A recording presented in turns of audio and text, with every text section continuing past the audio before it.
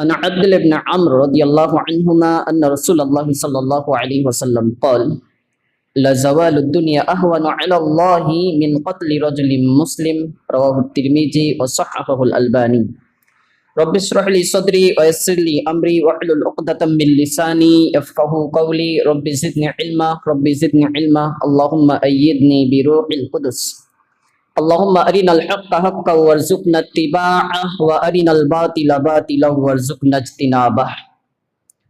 উপস্থিত সম্মানিত শ্রদ্ধেয় মুসল্লিবৃন্দ, যাবতীয় হামদ সানা, যাবতীয় প্রশংসা, যাবতীয় গুণগান গুণকীর্তন একমাত্র সেই মহান রব আল্লাহ তাআলার জন্য, যার অশেষ দয়ায় অশেষ রহমতে প্রতি সপ্তাহের মতো আজকেও আমরা সাপ্তাহিক এই ঈদের দিনে পৃথিবীর সর্বশ্রেষ্ঠ জায়গা তথা পবিত্র মসজিদে তারই ইবাদতের জন্য একত্রিত হতে পেরেছি। এর জন্য আমরা সর্বাগ্রে অন্তরের অন্তঃস্থল থেকে তার শুকরিয়া আদায় করছি আলহামদুলিল্লাহ, এবং যাবতীয় দরুদ ও সালাম পেশ করছি আমাদের শেষ নবী মুহাম্মদুর রাসূলুল্লাহ সাল্লাল্লাহু আলাইহি ওয়াসাল্লামের প্রতি। আজ জুমার খুতবায় আলোচ্য বিষয় প্রকৃত মুসলিম বনাম আধুনিক মুসলিম। এই শিরোনামে এক নাতি দীর্ঘ আলোচনা পেশ করার চেষ্টা করব ইনশাআল্লাহ। আমা তৌফিকি ইল্লা বিল্লাহ আলাইহি তাওয়াক্কালতু ওয়া ইলাইহি উনীব। সম্মানিত উপস্থিতি,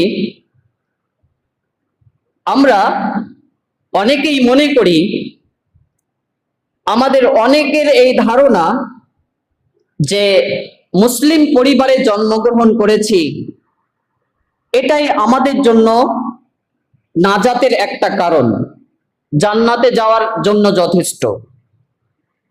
মুসলিম পরিবারে জন্মগ্রহণ করেছি, ছোটবেলায় খাতনা হয়েছে, মুসলিম পরিবেশে রয়েছি, মুসলিম সোসাইটিতে রয়েছি, এগুলোকেই আমরা আমাদের মুক্তির জন্য, পরকালে জান্নাত পাওয়ার জন্য যথেষ্ট মনে করি।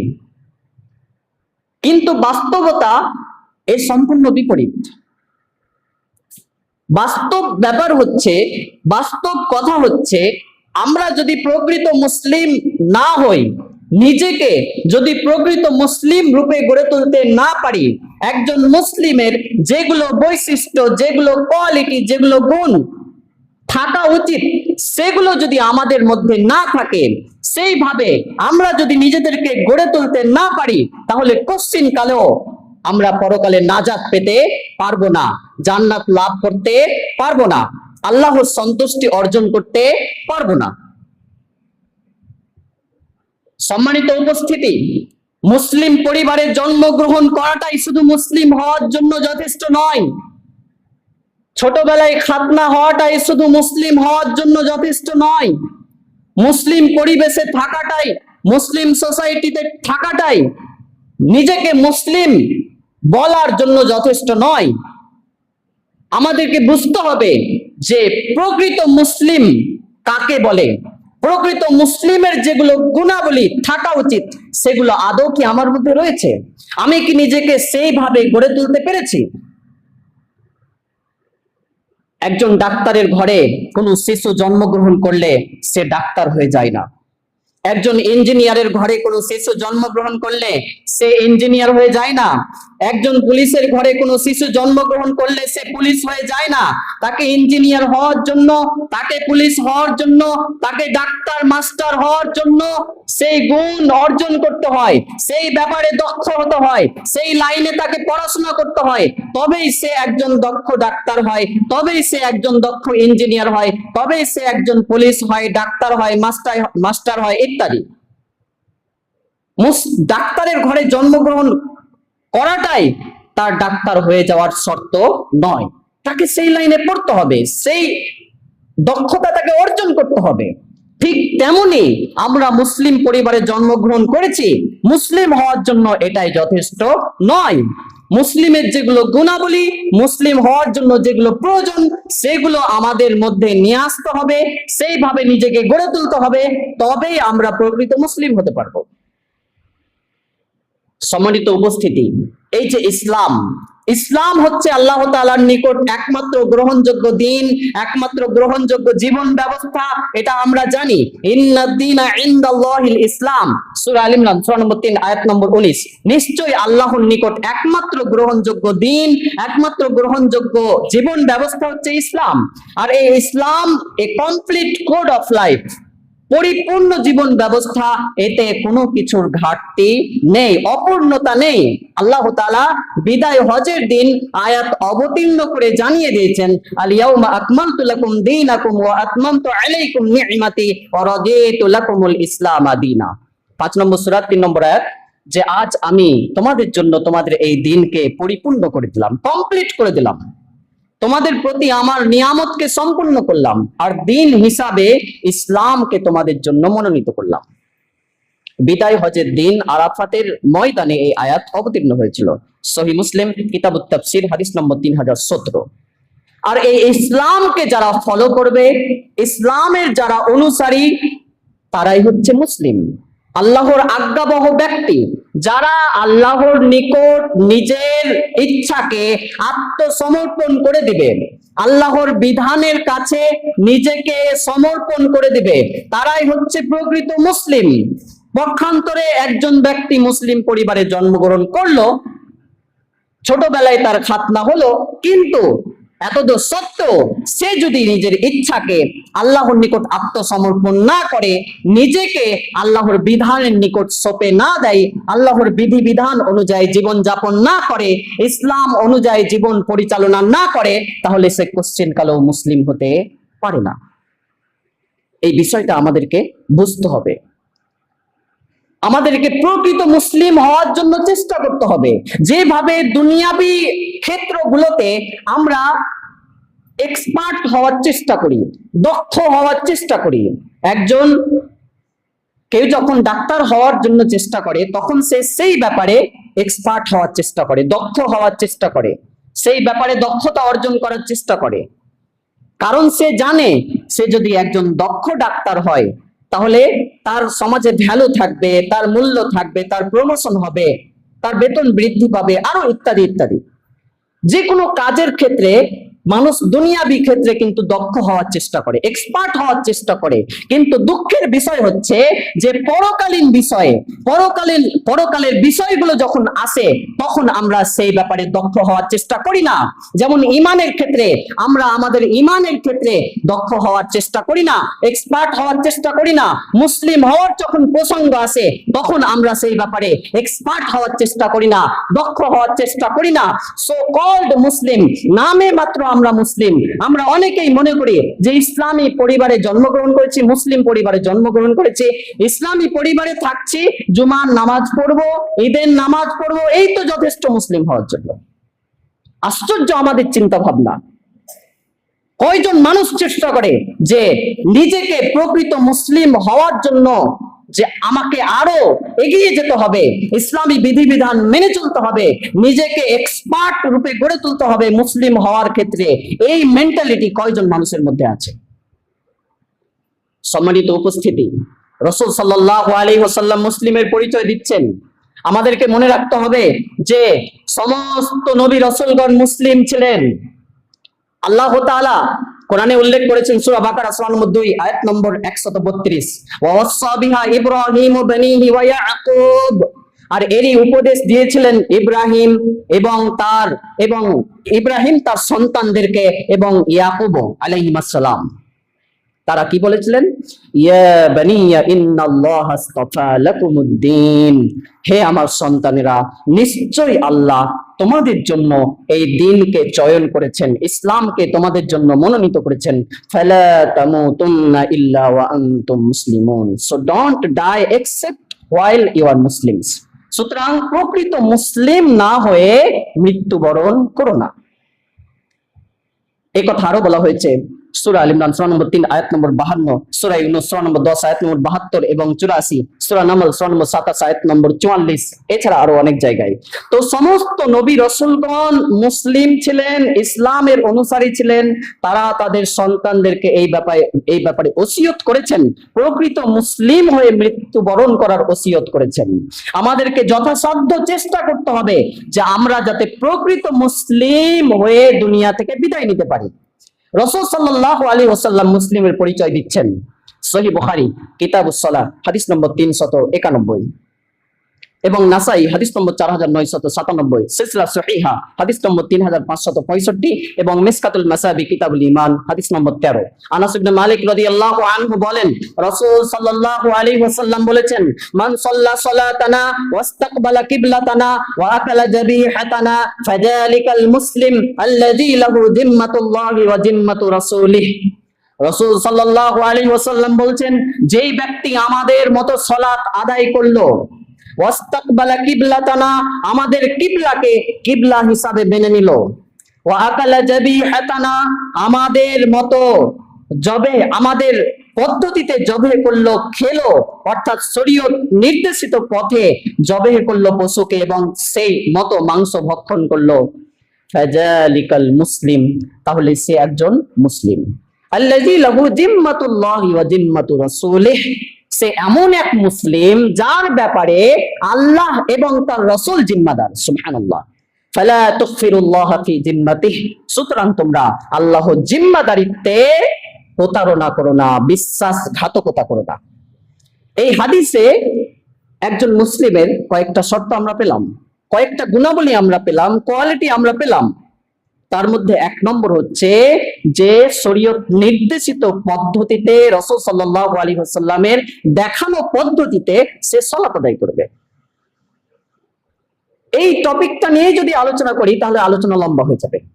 একটা শুধু পয়েন্ট নিয়ে, যে সালাত, যে বিষয়টা ছাড়া কোনো মুসলিমের জীবন কল্পনা করা যায় না, সালাত ব্যতীত একজন মুসলিমের জীবন কল্পনা করা যায় না।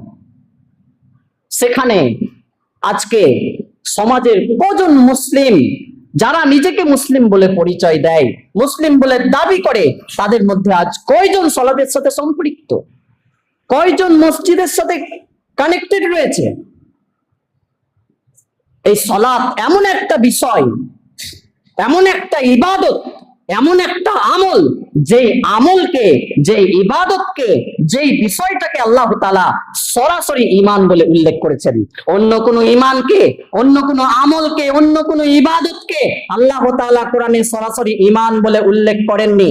তবে সালাতই এমন একটা ব্যতিক্রম ইবাদত, সালাতই এমন একটা ব্যতিক্রম আমল, যে আমলটাকে, যে ইবাদতকে আল্লাহ তাআলা সরাসরি ঈমান বলে উল্লেখ করেছেন। ওয়ামা কানাল্লাহু লিয়ুযিআ ঈমানাকুম সূরা বাকারা 2 নম্বর সূরার 143 নম্বর আয়াত। আর আল্লাহ এমন নন যে তিনি তোমাদের ঈমানকে বরবাদ করে দিবেন। এখানে ঈমান বলতে সালাতকে বোঝানো হয়েছে। আল্লাহ এমন নন যে তিনি তোমাদের সালাতকে নষ্ট করে দিবেন, বরবাদ করে দিবেন। এতে তাফসীর রয়েছে। আমরা জানি যে কাবা শরীফ কিবলা হওয়ার আগে এক সময় সাহাবীরা বাইতুল মুকাদ্দাসের দিকে মুখ করে 16-17 মাস মতো সালাত আদায় করেছিল। তাফসীরে বিস্তারিত পাবেন। তারপরে কাবা শরীফকে এক সময় কিবলা বানানো হলো। সাহাবীরা এক পর্যায়ে রাসূল সাল্লাল্লাহু আলাইহি ওয়াসাল্লামকে জিজ্ঞেস করলেন যে, হে আল্লাহর রাসূল, যারা ইতিপূর্বে বাইতুল মুকাদ্দাসের দিকে মুখ করে সালাত আদায় করেছিল তারা তো আর আমাদের মাঝে বেঁচে নেই, তাহলে তারা যে সালাত আদায় করেছে বাইতুল মুকাদ্দাসের দিকে মুখ করে, তাদের সালাতটা কি হবে, তাদের নেকি কি হবে? সেটা কি নষ্ট হয়ে যাবে? তারা কি নেকি পাবে না? তখন আল্লাহ তাআলা এই আয়াত অবতীর্ণ করে জানিয়ে দিলেন যে না না, তাদের নেকিটাও আল্লাহ নষ্ট করবেন না, তারা অবশ্যই নেকি পাবে। আল্লাহ এমন নন যে তিনি তোমাদের ঈমানকে তথা সালাতকে নষ্ট করে দিবেন। হাফেজ সালাহুদ্দিন ইউসুফ রাহিমাহুল্লাহ এই আয়াতের তাফসীর করতে গিয়ে এক পর্যায়ে বলছেন যে यहाँ नमाज को ईमान से ताबीर करके ये वाजिह कर दिया कि नमाज के बगैर ईमान की कोई हैसियत नहीं। অর্থাৎ এখানে আল্লাহ তাআলা সালাতকে ঈমানের সাথে সম্পৃক্ত করে, আখ্যায়িত করে এটা স্পষ্ট করে দিয়েছেন যে সালাত ব্যতীত ঈমানের কোনো মূল্যই নেই, সালাত ব্যতীত ঈমানের দাবি করাই যায় না। কিন্তু আমাদের সমাজে এক শ্রেণীর মানুষ কি বলে যে সালাত আদায় করি না কিন্তু ঈমান ঠিক আছে, নামাজ পড়ি না কিন্তু ঈমান ঠিক আছে। কথাটা এরকম যে ব্রাশ করি না কিন্তু মুখ ঠিক আছে, দুর্গন্ধ নেই। এটা যেমন অসম্ভব, ঠিক তেমনি ওই কথাটা অসম্ভব। বিরাজ না করে যেমন মুখ পরিষ্কার থাকতে পারে না, মিসওয়াক না করে যেমন মুখ দুর্গন্ধ মুক্ত থাকতে পারে না, দুর্গন্ধ মুক্ত দাবি করা যায় না, এটা বোকামি। ঠিক তেমনি সালাত আদায় করি না আর ঈমান ঠিক আছে, এটা তার চাইতে বড় বোকামি, এর চাইতে বড় মূর্খতা। কারণ কোরআনে আল্লাহ তাআলা সরাসরি সালাতকে ঈমান বলে উল্লেখ করেছেন। সালাত ব্যতীত ঈমানের দাবি করাই যায় না, নিজেকে মুসলিম বলে পরিচয় দেওয়াই যায় না। আপনি জোর করে দাবি করতে পারেন, আপনি জোর করে দুনিয়াতে দাবি করতে পারেন যে সালাত আদায় করি না এরপরেও মুসলিম, সিয়াম পালন করি না এরপরেও মুসলিম, দুনিয়াতে দাবি করতে পারেন, কিন্তু আখিরাতে এই দাবি টিকবে না। রাসূল সাল্লাল্লাহু আলাইহি ওয়াসাল্লাম এই সালাতের ব্যাপারে বলেছেন, আউয়ালু মা ইউহাসাবু বিহিল আবদু ইয়াউমাল কিয়ামাতিস সালাহ। তাবারানী আল মুআজামুল আওসাত হাদিস নম্বর 1859, তিরমিজি হাদিস নম্বর 413, নাসাই হাদিস নম্বর 465, সিলসিলা সহিহা হাদিস নম্বর 1358 এবং মিসকাত পাবেন কিতাবুস সালাহ হাদিস নম্বর 1330। রাসূল সাল্লাল্লাহু আলাইহি ওয়াসাল্লাম বলেছেন যে সালাত এমন একটা ইবাদত যে কিয়ামতের দিন বান্দার আমল সমূহের মধ্যে সর্বপ্রথম হিসাব নেওয়া হবে এই সালাতে। যদি সালাতের হিসাব ঠিক হয় তাহলে তার বাকি সমস্ত আমল ঠিক হবে, আর সালাতের হিসাব বেঠিক হলে তার বাকি সমস্ত আমল বরবাদ হয়ে যাবে, নষ্ট হয়ে যাবে। জি, সালাত যদি না থাকে তাহলে আপনি বছরে কোটি টাকা যাকাত দেন না কেন, সেটা কিয়ামতের মাঠে আপনার কাজে আসবে না, আপনার উপকারে আসবে না। সালাত যদি আদায় না করেন, কাবা শরীফ থেকে যতবার ইচ্ছা হজ করে আসেন না কেন, এই হজ আপনাকে কিয়ামতের মাঠে মুক্তি দিতে পারবে না। সালাত আদায় না করে আপনি কুরবানির সময় যত বড়ই পশু কুরবানি দেন না কেন, এই কুরবানির পশু কিয়ামতের মাঠে এর নেকি আপনাকে নাজাত দিতে পারবে না, কারণ সালাত নেই। সালাতের উপর বাকি আমলগুলো নির্ভর করছে। অবশ্য এর আগে যেটা তাওহীদ, তাওহীদ তো একটা বিষয় রয়েছে, তাওহীদ যদি ঠিক না থাকে তাহলে সালাতের কোনো মূল্য নেই। তাওহীদের পরে পরে এই সালাতের ব্যাপারটা আসছে। তাওহীদের পরে পরে যদি কারো সালাতের হিসাব ঠিক না থাকে তাহলে অন্য কোনো আমল তার কাজে আসবে না, উপকারে আসবে না। রাসূল সাল্লাল্লাহু আলাইহি ওয়াসাল্লামের অন্যান্য হাদিস দ্বারাও এটা বোঝা যায় যে নিজেকে মুসলিম বলে পরিচয় দিতে হলে অবশ্যই অবশ্যই সালাত আদায় করতে হবে। রাসূল সাল্লাল্লাহু আলাইহি ওয়াসাল্লাম অন্য হাদিসে উল্লেখ করেছেন, সহিহ মুসলিম প্রথম খণ্ডে 232 পৃষ্ঠা, কিতাবুস সালাহ এবং ইরওয়াউল গালিল হাদিস নম্বর 388 এবং মিসকাতুল মাসাবি কিতাবুস সালাহ হাদিস নম্বর 1072। রাসূল সাল্লাল্লাহু আলাইহি ওয়াসাল্লাম বলেছেন, মান সাররাহু আইয়ালকাল্লাহ গাদাম মুসলিমান ফালিউহাফিজ আলা হাউলাইস সালাওয়াতিল খামস হাইসু ইউনাদা বিহিন্না। যে ব্যক্তি আগামী কাল অর্থাৎ কিয়ামতের দিন আল্লাহর সাথে একজন মুসলিম হয়ে সাক্ষাৎ করে, একজন মুসলিম হিসাবে সাক্ষাৎ করে আনন্দিত হতে চাই, খুশি হতে চাই, সে যেন এই 5 ওয়াক্ত সালাতের হেফাজত করে। হাইসু ইউনাদা বিহিন্না, যেখানে উক্ত সালাতের জন্য আজান দেওয়া হোক না কেন। তাহলে আগামীকাল অর্থাৎ কিয়ামতের দিন নিজেকে মুসলিম হিসেবে উপস্থাপন করে আল্লাহর সাথে সাক্ষাৎ করে যে ব্যক্তি আনন্দিত হতে চায়, খুশি হতে চায়, তার জন্য এই 5 ওয়াক্ত সালাত আদায় করা বাধ্যতামূলক, জরুরি। অন্য হাদিস দেখুন, মিহজান রাদিয়াল্লাহু আনহু একজন সাহাবী। ইমাম নাসাই রাহিমাহুল্লাহ হাদিসটি এনেছেন কিতাবুল ইমামা হাদিস নম্বর 857 এবং মুওয়াত্তা মালিক হাদিস নম্বর 435, মুসনাদ আহমদ হাদিস নম্বর 16395 এবং সিলসিলা সহিহা হাদিস নম্বর 1337, মিসকাতে পাবেন কিতাবুস সালাহ হাদিস নম্বর 1153। রাসূল সাল্লাল্লাহু আলাইহি ওয়াসাল্লাম একদিন অনেক সাহাবীর সাথে বসে আছেন, অনেক সাহাবীর সাথে বসে রয়েছেন। এমত অবস্থায় সালাতের জন্য আজান হলো। রাসূল সাল্লাল্লাহু আলাইহি ওয়াসাল্লাম সহ সব সাহাবীরা মসজিদে গিয়ে সালাত আদায় করলেন। রাসূল সাল্লাল্লাহু আলাইহি ওয়াসাল্লাম সালাত আদায় করে আসার পর দেখছেন যে ওই মিহজান নামক সাহাবী ওখানেই বসে রয়েছেন। তখন রাসূল সাল্লাল্লাহু আলাইহি ওয়াসাল্লাম তাকে কোশ্চেন করছেন, মা মানাআকা আন তুসাল্লিয়া মা'আন নাস, হে মিহজান, মানুষের সাথে সালাত আদায় করা থেকে তোমাকে কিসে বাধা দিল? তুমি মানুষের সাথে, মুসল্লিদের সাথে, অন্যান্যদের সাথে সালাত আদায় করলে না কেন? আলাস্তা বিরাজুলিন মুসলিম, তুমি কি একজন মুসলিম ব্যক্তি নও? প্রশ্নটা দেখুন, তুমি সবার সাথে সালাত আদায় করলে না কেন? তুমি কি একজন মুসলিম নও? তখন সাহাবী বললেন যে আল্লাহ রাসূল, হ্যাঁ অবশ্যই, তবে আমি বাড়িতে সালাত আদায় করেছি, পরিবারের সাথে সালাত আদায় করে নিয়েছি আগে। তো দেখুন কি বুঝলেন, এই হাদিস দ্বারা কি বোঝা গেল? রাসূল সাল্লাল্লাহু আলাইহি ওয়াসাল্লাম সাহাবীকে বলছেন যে তুমি সালাত আদায় করলে না কেন? তুমি কি একজন মুসলিম ব্যক্তি নও? তাহলে বোঝা যাচ্ছে যে মুসলিম বলে পরিচয় দিতে হলে, নিজেকে মুসলিম বলে দাবি করতে হলে অবশ্যই অবশ্যই সালাত আদায় করতে হবে। সালাত ব্যতীত নিজেকে মুসলিম বলে পরিচয় দেওয়া বৃথা। সালাত ব্যতীত ঈমানের দাবি করা বৃথা। এই সালাত ব্যতীত একজন মুসলিমের জীবন কল্পনাই করা যায় না, একজন ঈমানদারের জীবন কল্পনাই করা যায় না। সম্মানিত উপস্থিতি, তাই আমরা যারা নিজেদেরকে মুসলিম বলে দাবি করি, মুসলিম বলে কিয়ামতের মাঠে আল্লাহর সাথে সাক্ষাৎ করে আনন্দিত হতে চাই, পরকালে জান্নাত লাভ করতে চাই, তারা যাতে সালাত থেকে গাফেল না হয়, সালাতের সাথে যাতে অবশ্যই অবশ্যই কানেক্টেড থাকে, সালাতের সাথে যুক্ত থাকে। দেখুন, এই সালাত এমন একটা ইবাদত, যে ইবাদতের সাথে অন্য কোনো ইবাদতের তুলনা হয় না। আল্লাহকে ডাকার পৃথিবীতে যতগুলো মাধ্যম রয়েছে তার মধ্যে সর্বোত্তম মাধ্যম হচ্ছে এই সালাত।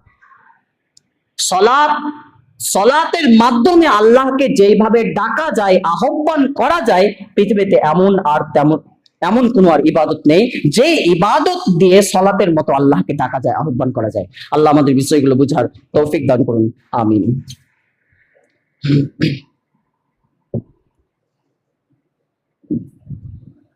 আলহামদুলিল্লাহ ওয়াহদা ওয়াসসালাতু ওয়াসসালামু আলা মান লা নাবিয়্যা বা'দা। আব্দুল্লাহ ইবনে আমর রাদিয়াল্লাহু তাআলা আনহু বলেন, হাদিসটি বর্ণিত হয়েছে সহিহ বুখারী কিতাবুল ঈমান হাদিস নম্বর 10 এবং সহিহ মুসলিম কিতাবুল ঈমান হাদিস নম্বর 40, দারিমি হাদিস নম্বর 2481 এবং মিসকাতুল মাসাবি কিতাবুল ঈমান হাদিস নম্বর 6। রাসূল সাল্লাল্লাহু আলাইহি ওয়াসাল্লাম বলেছেন, আল মুসলিমু মান সালিমাল মুসলিমুনা মিন লিসানিহি ওয়া ইয়াদিহি।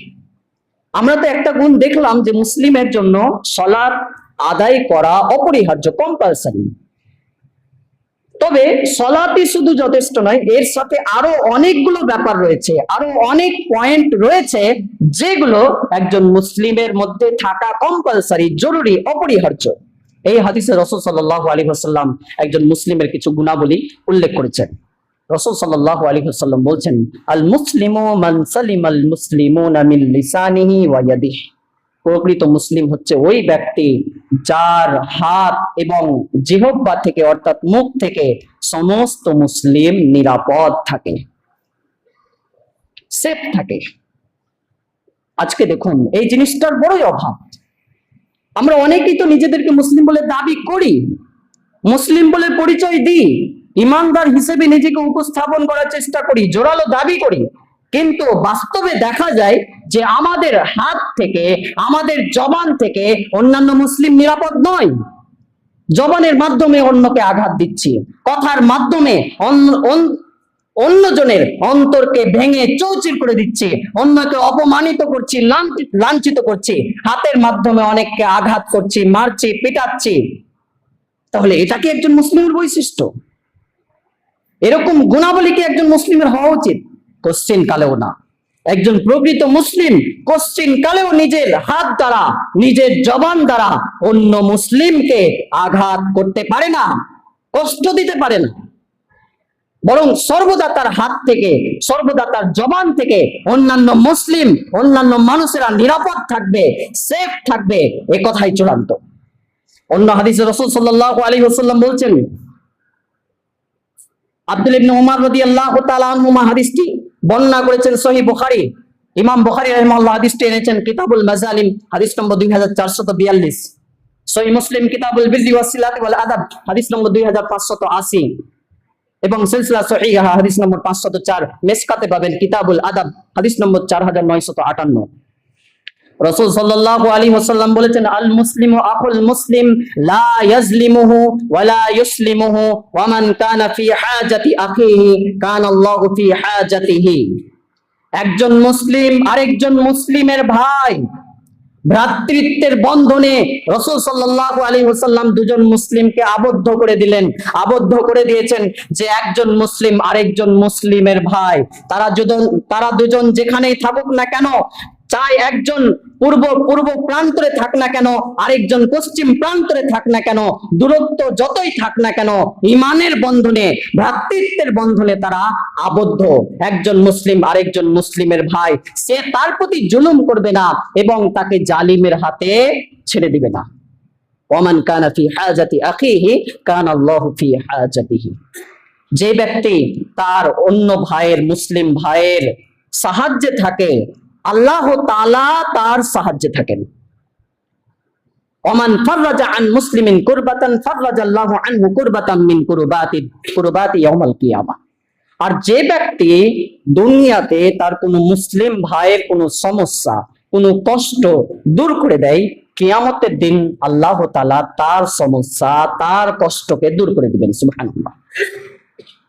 আপনার একজন পরিচিত ভাই, মুসলিম ভাই, সে ঋণগ্রস্ত হয়ে আছে, ঋণে জর্জরিত হয়ে আছে, আপনি তাকে সামর্থ্য মতো সাহায্য করলেন, হেল্প করলেন, তার উপকার করলেন। সে যে কষ্টে পতিত ছিল তার সেই কষ্ট আপনি দূর করলেন, কিংবা অন্যান্য কষ্ট আপনি তার দূর করলেন।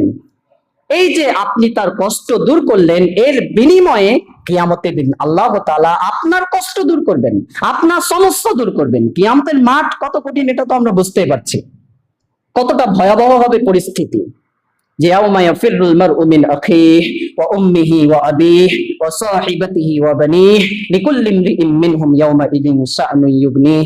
৮০ নম্বর সূরার ৩৭ থেকে ৪১ নম্বর আয়াত আল্লাহ তাআলা বলছেন সূরা আবাসার মধ্যে যে সেদিন, কিয়ামতের দিন এমন এক দিন যেই দিন মানুষ পলায়ন করবে। ইয়াউমা ইয়াফিরুল মারউ মিন আখিহি, যেদিন মানুষ পলায়ন করবে তার ভাইয়ের কাছ থেকে, ওয়া উম্মিহি ওয়া আবিহি, তার মায়ের কাছ থেকে, তার পিতার কাছ থেকে পলায়ন করবে, তার সন্তান সন্ততির কাছ থেকে, তার স্ত্রীর কাছ থেকে পলায়ন করবে। সেদিন এমন পরিস্থিতি হবে, সবার কঠিন পরিস্থিতি হবে যে নিজেকে নিয়েই ব্যতিব্যস্ত থাকবে। তাহলে এমন কঠিন পরিস্থিতিতে আমরা উপকৃত হব, লাভবান হব যদি কিনা আমরা দুনিয়াতে এই অর্জনগুলো করে যেতে পারি, দুনিয়াতে কোনো মুসলিমের সমস্যা দূর করে যেতে পারি। সম্মানিত উপস্থিতি, এর পরের অংশে রাসূল সাল্লাল্লাহু আলাইহি ওয়াসাল্লাম বলছেন ওমান সাতারা মুসলিমান সাতারাহুল্লাহু ইয়াউমাল কিয়ামা। আর যে ব্যক্তি তার কোনো মুসলিম ভাইয়ের দোষ ত্রুটি গোপন রাখবে, কিয়ামতের দিন আল্লাহ তাআলা তার দোষ ত্রুটি গোপন রাখবেন। এই বিষয়টাতে আমরা অধিকাংশ মানুষ আমল করতে পারি না। যারা ঈমানের দাবি করি তারাও অনেক ক্ষেত্রে ফেল। কারো দোষ ত্রুটি যদি একটা জেনে যায়, তাহলে কিভাবে তাকে এখন ভাইরাল করতে হয় সমাজের কাছে, এই নিয়ে রাতে আর ঘুম হয় না। কিভাবে তাকে মানে অপমানিত করতে হবে, লাঞ্ছিত করতে হবে সমাজের কাছে, এই জন্য চায়ের দোকানে বসে আড্ডা চলে। আশ্চর্য।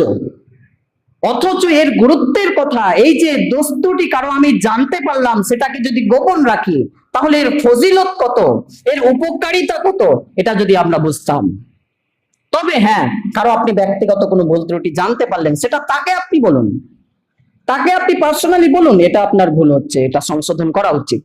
কিন্তু এটা কি আমরা করি? এটা করি না। যার ভুল তাকে বলি না, আরেকজনকে গিয়ে বলি জানিস উমুকে এই ভুলটা করেছে, উমুকের এই ভুলটা রয়েছে। এইভাবে করতে করতে পুরো সমাজ জেনে গেল, কিন্তু যার ভুল তাকেই বললাম না। কি লাভ হলো? আরো আপনি ক্ষতিগ্রস্ত হলেন। বরং তাকে বলা উচিত ভুল হলে, এবং এই ক্ষেত্রে আগে নিজেদের দোষ ত্রুটির কথা ভাবা উচিত। সমালোচনা না করে আত্মসমালোচনা করা উচিত যে আমি কতটুকু ভালো, আমি কতটা নিজেকে প্রকৃত মুসলিম রূপে, প্রকৃত ইমানদার রূপে গড়ে তুলতে পেরেছি। এই ব্যাপারে আত্মসমালোচনা, সেলফ ক্রিটিসিজম করা উচিত। কিন্তু আমরা সেটা করি না।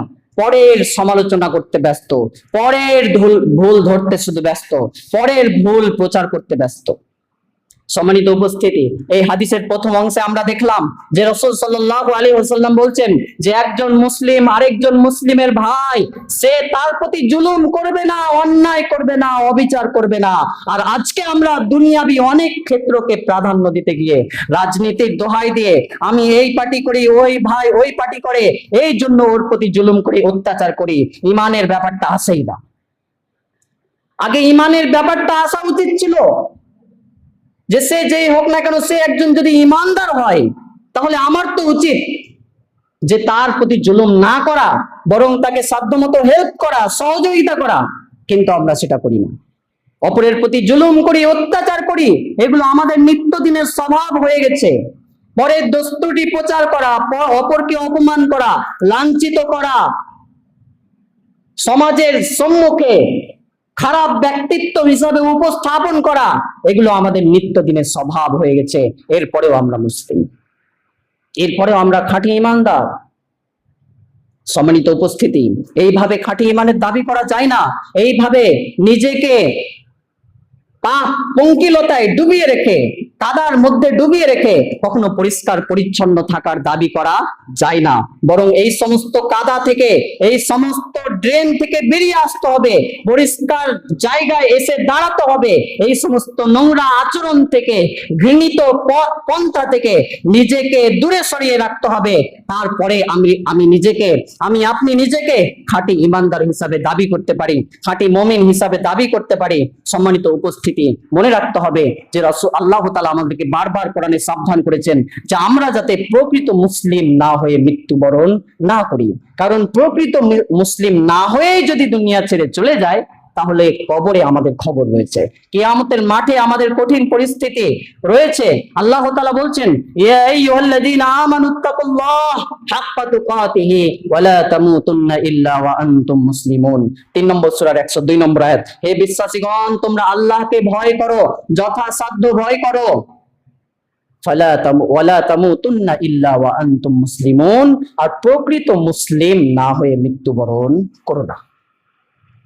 প্রকৃত মুসলিম হতে হবে, আত্মসমর্পণকারী হতে হবে। মুসলিম মানে হচ্ছে নিজের ইচ্ছাকে আল্লাহর নিকট আত্মসমর্পণ করে দেওয়া। আমার ইচ্ছা এখানে চলবে না, আল্লাহ আল্লাহ রসুলের ইচ্ছা চলবে। আল্লাহ আল্লাহ রসুলের ইচ্ছাকে বাদ দিয়ে যদি নিজের ইচ্ছা মতো জীবনযাপন করি, নিজের ইচ্ছা মতো যে কোনো জিনিস মেনে চলি, তাহলে আমি প্রকৃত মুসলিম হওয়ার দাবি করতে পারি না। দেখা যায় না সমাজে, এরকম দেখা যায় না যে এমন ব্যক্তি সমাজে রয়েছে, যখন তাদেরকে কোরআন সহিহ হাদিসের দিকে ডাকা হয়, সঠিক দলিলের দিকে ডাকা হয়, তখন তারা কি বলে? বাপদাদার আমল থেকে এটা করে আসছি, আগের আলেম ওলামা কিছু বুঝতো না, তোমরা বেশি বুঝে নিয়েছো। এইভাবে কি করে? অনেক যুক্তি দিয়ে, অহংকারের দাপট দেখিয়ে হককে প্রত্যাখ্যান করে, হককে মেনে নেয় না, আল্লাহ আল্লাহ রসুলের বিধানকে মেনে নেয় না। আল্লাহ আল্লাহ রসুলের আদেশ একদিকে থাকে, পড়ে থাকে, আর ও বাপ দাদার আমল নিয়ে ব্যস্ত, আগের ওলামার দোহাই দিতে ব্যস্ত। রাসূল সাল্লাল্লাহু আলাইহি ওয়াসাল্লাম অহংকারের কথা বলতে গিয়ে বলছেন যে অল কিবরু বাতারাল হক ওয়া গমতুন নাস, সহিহ মুসলিম হাদিস নম্বর 91। বরং অহংকার হচ্ছে হককে জেনে বুঝে প্রত্যাখ্যান করা এবং মানুষকে তুচ্ছ জ্ঞান করা, এটা হচ্ছে অহংকার। আপনি জানলেন যে এটাই সত্য, এটাই সঠিক, এটাই করা উচিত, আল্লাহ আল্লাহ রসুল এটা করতে বলেছেন, এরপরে আপনি অহংকারের দাপট দেখিয়ে, অহংকার দেখিয়ে সেটাকে মেনে নিলেন না, প্রত্যাখ্যান করলেন, তাহলে রসুলের হাদিস অনুযায়ী আপনি একজন অহংকারী। সম্মানিত উপস্থিতি, আল্লাহ তাআলা আমাদেরকে অহংকার থেকে মুক্ত করুন। অহংকার যার অন্তরে থাকবে, রাসূল সাল্লাল্লাহু আলাইহি ওয়াসাল্লাম বলেছেন, সে জান্নাতে প্রবেশ করতে পারবে না। তো এইভাবে যে কোনো ধরনের পাপ পঙ্কিলতা থেকে, ত্রুটি বিচ্যুতি থেকে আমরা নিজেদেরকে পরিষ্কার পরিচ্ছন্ন রাখার চেষ্টা করব। হ্যাঁ, ব্যক্তি হিসাবে আমরা কেউই ভুলের ঊর্ধ্বে নয়, ছোটখাটো ভুল আমাদের সাথে লেগে থাকবে, জড়িয়ে থাকবে, একেবারে আমরা শুদ্ধ হতে পারবো না, এই কথা ঠিক। তবে সাধ্য মতো আমরা চেষ্টা করে যাব নিজেকে পরিশুদ্ধ করার, সমাজকে পরিশুদ্ধ করার সাধ্য মতো একটা প্রচেষ্টা চালিয়ে যেতে হবে। মৃত্যু পর্যন্ত চেষ্টা করতে হবে নিজেকে জান্নাতের উপযোগী হিসাবে গড়ে তোলার জন্য, নিজেকে প্রকৃত মুসলিম হিসাবে গড়ে তোলার জন্য, নিজেকে প্রকৃত ইমানদার হিসাবে গড়ে তোলার জন্য যেগুলো প্রয়োজন সেগুলো আমরা আমৃত্যু পালন করে যাব। সেইভাবে নিজেকে গড়ে তোলার একটা প্রচেষ্টা চালিয়ে যাব।